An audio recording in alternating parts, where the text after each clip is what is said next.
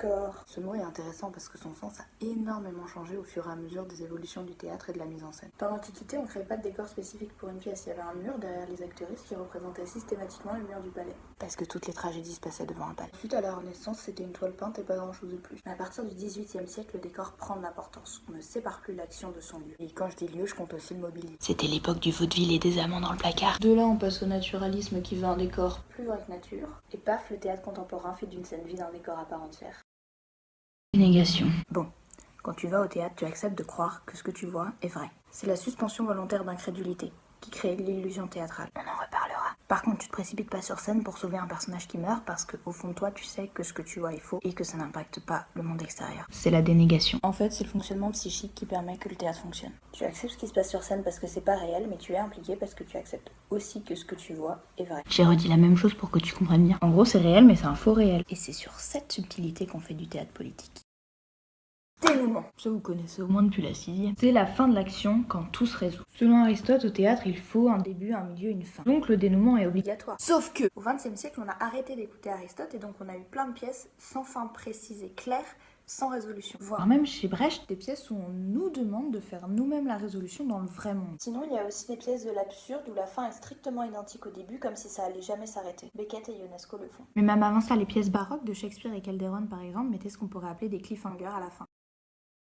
Dialogue. Un dialogue est soumis à la double énonciation, j'en ai déjà parlé. Ça fonctionne grâce à un contrat implicite, celui de la suspension volontaire d'incrédulité et de la dénégation. Il est souvent régi par des didascalies, mais on peut jouer avec dans la mise en scène, en allant à l'encontre de l'évidence ou dans son sens. Un dialogue a plein de fonctions et c'est très important parce que c'est une action.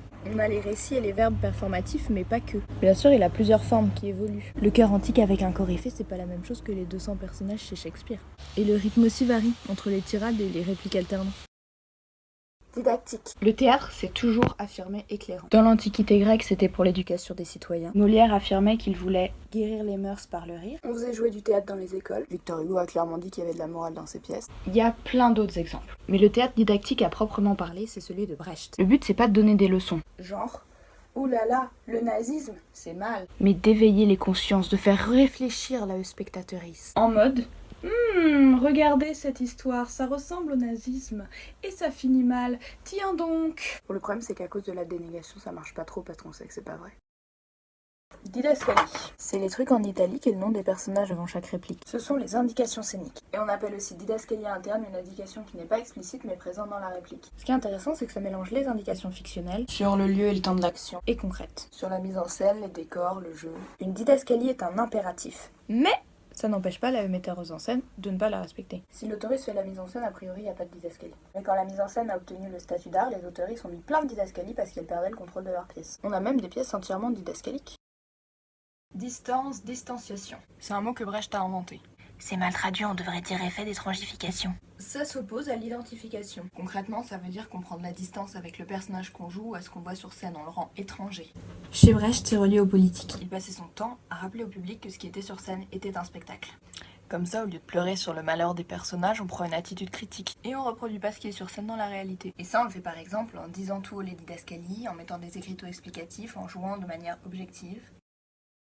Dramaturge, dramaturgie. Tout ça a plusieurs sens. Déjà, dramaturge, c'est originellement la personne qui écrit les textes de théâtre. On peut aussi dire auteuriste dramatique. De manière plus moderne, c'est la personne qui fait la dramaturgie. Mais qu'est-ce que la dramaturgie? En gros, c'est l'étude du texte en rapport avec la scène dans le but que ce texte soit reçu et compris par un public. Donc, dramaturge, c'est une sorte d'assistante à la mise en scène. Et elle peut choisir les textes, faire des recherches sur le contexte historique et littéraire de création de l'œuvre, avoir une réflexion sur le sens, adapter le texte. Bien sûr, certains metteurs en scène font elles-mêmes la dramaturgie.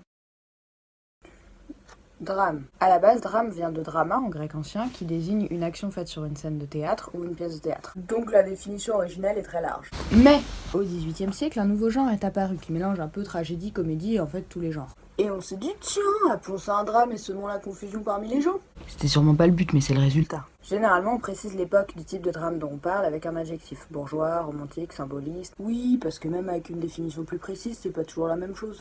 Et de nos jours, on peut appeler drame à peu près tout type de théâtre qui n'est pas de la comédie.